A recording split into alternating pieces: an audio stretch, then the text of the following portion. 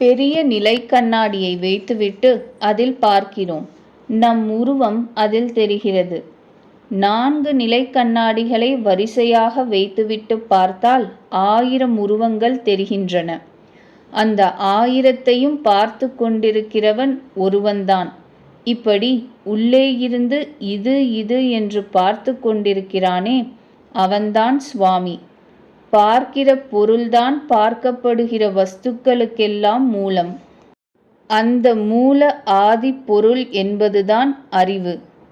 அறிவு என்பதே எல்லா ஜகத்திற்கும் காரணம். அந்த அறிவு எங்கே இருக்கிறது? உன்னிடமே இருக்கிறது. அகண்டமாக இருக்கக்கூடிய இது உன்னிடம் கண்டமாக இருக்கலாம். இது சின்ன பல்பு, இது நீல விளக்கு, இது பச்சை விளக்கு. விளக்கில் அநேக உருவங்கள் இருக்கின்றன. இருந்தாலும் அவை எல்லாவற்றுக்குள்ளும் இருக்கும் சக்தி, மின்சார சக்தி ஒன்றுதான். எங்கும் வியாபித்திருக்கிற மின்சக்திதான் இங்கே இந்த விளக்குக்குள் இருந்து பிரகாசிக்கச் செய்கிறது. விசிறிக்குள் இருந்து சுற்ற வைக்கிறது. இந்த எல்லா காரியங்களுக்கும் மூலமான சக்தி ஒன்று. கம்பிக்குள் இந்த சக்தி வருகிறபோது கண்டமாகிறது. இயற்கையில் பளீர் பளீர் என்று மின்னும்போது, ஜலம் அருவியாக கொட்டும்போது அங்கெல்லாம் வியாபித்திருப்பது இதே சக்திதான். அப்படி வேதத்தினுடைய அந்தமாக இருக்கக்கூடிய தத் என்னும் பதத்தினுடைய தன்மை துவம், நீதான். உன்னிடம் இருக்கும் மூலம்தான் சர்வஜனாகவும் சர்வசக்தனாகவும் இருக்கின்றது.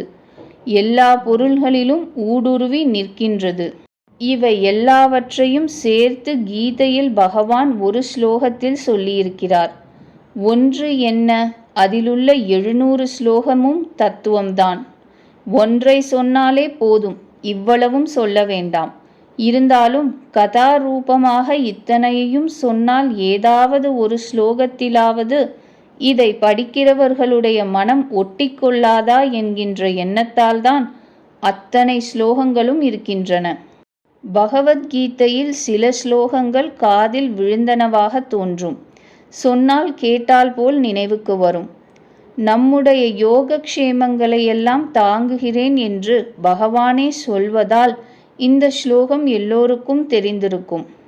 சில ஸ்லோகங்களை கேட்டால் முன்பு கேட்டார் போலவே இராது. நான் முதலில் ஒரு ஸ்லோகம் சொன்னேனே, அதை எப்பொழுதாவது கேட்டிருக்கிறீர்களா? கேட்டார் போலவாவது இருக்கிறதா? பகவத்கீதையிலேயே இருக்கிறதோ இல்லையோ என்ற சந்தேகம் வந்துவிட்டதோ? பகவத்கீதையில்தான் இருக்கிறது. வார்த்தைகளும் கூட வாயில் நுழையாத நெரடாக இருப்பதனால்தான் 2-3 தரம் சொன்னேன். அவிபக்தம் ச பூதேஷு விபக்தம் இவச்ச ஸ்திதம் பூதர் பர்த்து ச தஜ்ஞேயம் கிரசிஷ்ணு பிரப விஷ்ணு ச. ஞேயம் என்றால் அறிந்து கொள்ளத்தக்கது என்று பொருள். எது அறியத்தக்கது? தத் என்பது அறியத்தக்கது. அந்த தத் என்பதற்கு பூத பர்த்ரு, கிரசிஷ்ணு, பிரபவிஷ்ணு என்று அடைமொழிகள், விசேஷ குணங்கள் போட்டு சொல்லியிருக்கிறார் பகவான். முதல் குணம் பூத பர்த்ரு. பர்த்ரு என்றால் தாங்குகிறது என்று அர்த்தம். பர்த்தா என்பவன் தாங்குகிறவன். ஒரு பெண்ணை கல்யாணம் பண்ணி கொண்டு விட்டால் அவள் பொறுப்பை இவன் தாங்கியாக வேண்டும். அப்போதுதான் பர்த்தா என்று பெயர் உண்மையாகும். அவளுடைய சுக துக்கங்களுக்கெல்லாம் இவன் பர்த்தா ஆக வேண்டும். இவன்தான் அவளை தாங்குகிற பொறுப்பை உடையவன் பர்த்தா.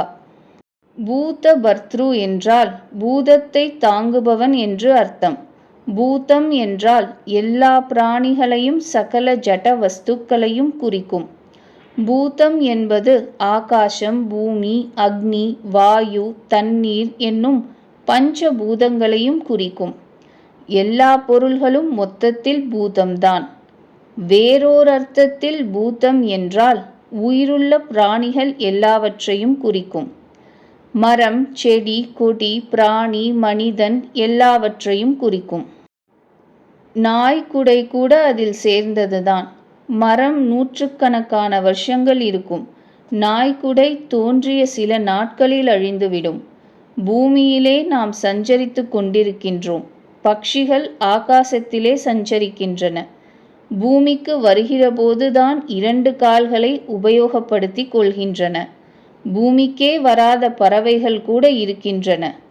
சில தண்ணீருக்குள்ளேயே வசிக்கின்றன.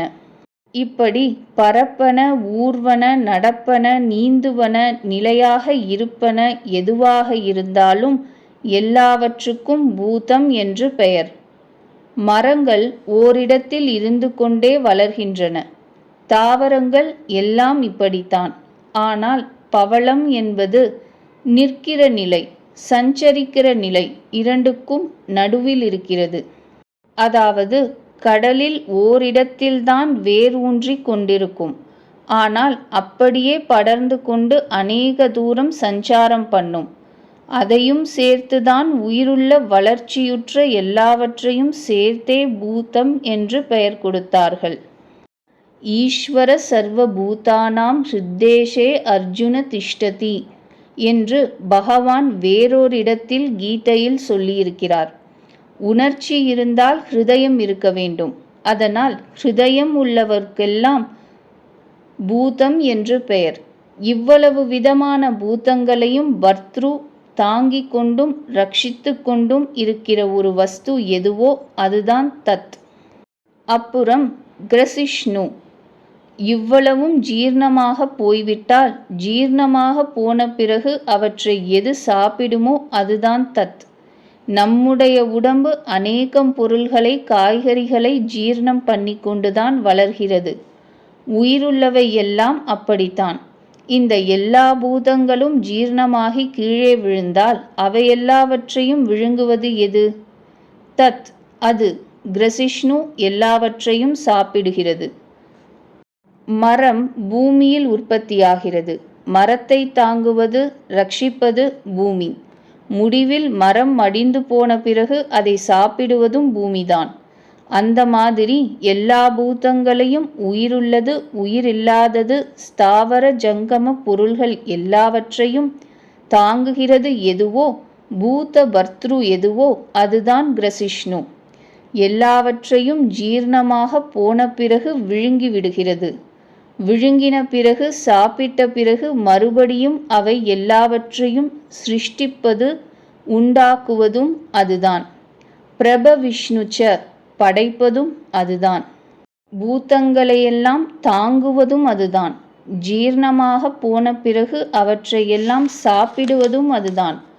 திரும்ப எல்லாவற்றையும் படைப்பதும் அதுதான். அது அறியத்தக்கது என்று கீதையிலுள்ள இந்த ஸ்லோகத்தின் உத்தரார்த்தத்தில் சொல்லப்பட்டிருக்கிறது. இந்த ஸ்லோகத்தின் பூர்வ பாகம் இதுதான்.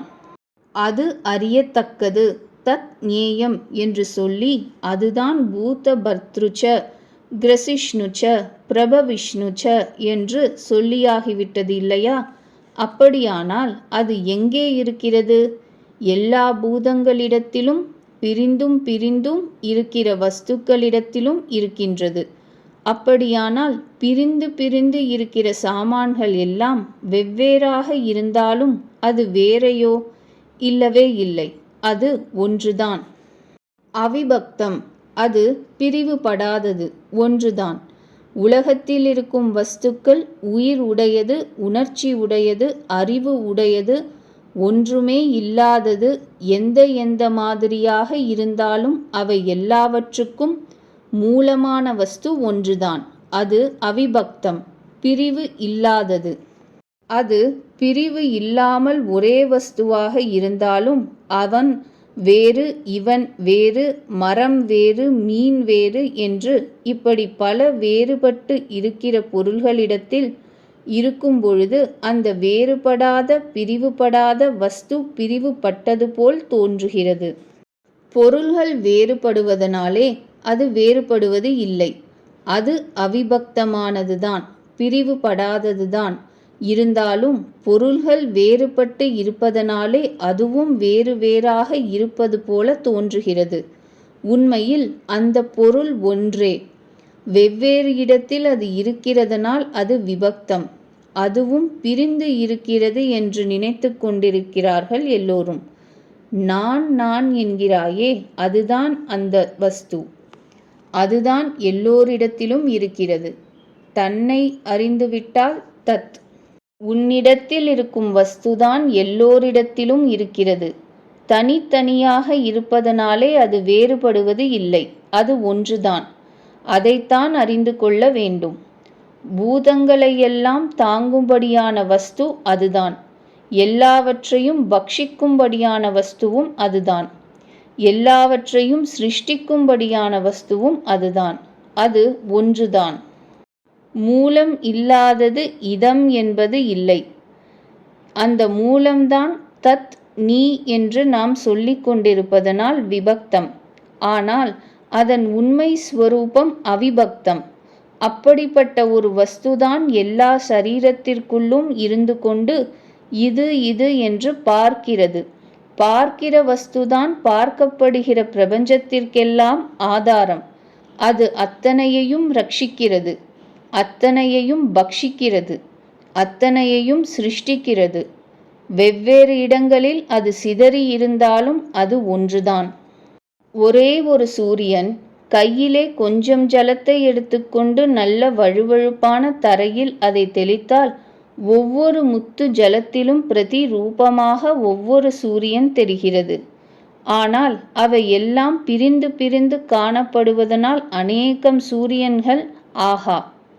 சூரியன் ஒன்றுதான். இதையேதான் ஸ்ரீ ஆச்சாரியர் அவர்கள் அத ஏவச்ச உபமா சூரியகாதிவ என்ற பிரம்மசூத்திரத்தின் பாஷ்யத்தில் சொல்லியிருக்கிறார். எல்லாவற்றுக்கும் மூலமாக இருக்கும் சக்தி எதுவோ, அறிவு எதுவோ, அந்த எல்லை கடந்த சக்திதான், அறிவுதான் நம்மிடத்தில் கண்டம் கண்டமாக தோன்றுகிறது. அந்த ஒரே வஸ்துதான் வேதத்தில் அந்தத்தில் இருக்கும்படியான தத் என்பது. தத் என்றால் தூரத்தில் எல்லாவற்றுக்கும் மேலே இருக்கிறதென்று அர்த்தம். எல்லாமாய் இருப்பது, எல்லாவற்றையும் பார்க்கிற வஸ்துவாக இருப்பது அதுதான். அது நீதான். தத்துவம். தத்துவம் என்பதன் உண்மை பொருள் இதுதான். இப்போது நமக்கு எல்லாம் புரிந்துவிட்டது போல் இருக்கிறது. இப்போது எப்படி இருக்கிறோமோ அப்படியே எப்போதும் இருந்தால் துக்கம் இல்லை. பொய்யினால் ஏற்படுகிற கஷ்டம் இல்லை.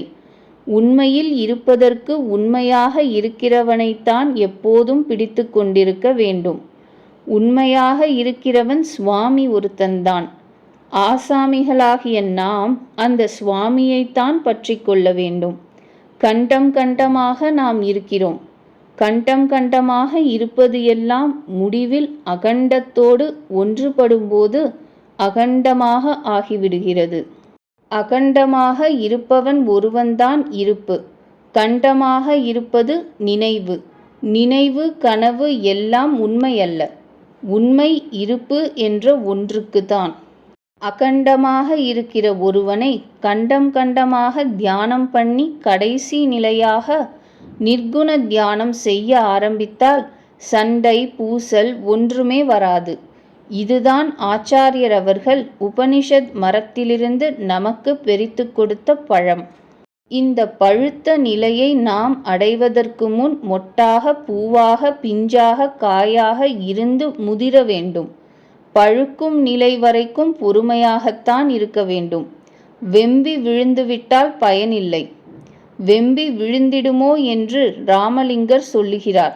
கனிந்த பழம் ஆகும் வரையில் மற்றவை பூஜை, ஜபம், தபம் எல்லாம் சாதனமாக இருக்க வேண்டும். வேதத்தின் அந்தத்தில் இருக்கும்படியான தத்துவம் என்கின்ற உண்மை நிலைக்கு நாம் வரும் வரையில் அவை வேண்டும். அப்பொழுதுதான் வெம்பாது பழுக்கும். கடைசியில் தத்துவம் மூலம் எங்கே இருக்கிறது? உன்னிடத்திலேயே இருக்கிறது. பார்க்கிற அறிவில்தான் இருக்கிறது என்பதை அனுபவத்தில் உணரலாம். கண்டம் என்றால் சாதனம், அகண்டம் என்றால் முடிவு. பிரிவு சாதன காலத்தில் இருக்க வேண்டும். முடிவில் அகண்ட ஸ்வரூபத்தோடு ஒன்றுபடும்போது பிரிவு இல்லாமல் தானே ஒன்று சேர்ந்துவிடும். இதுதான் ஆச்சாரியர் அவர்களின் உபதேசம்.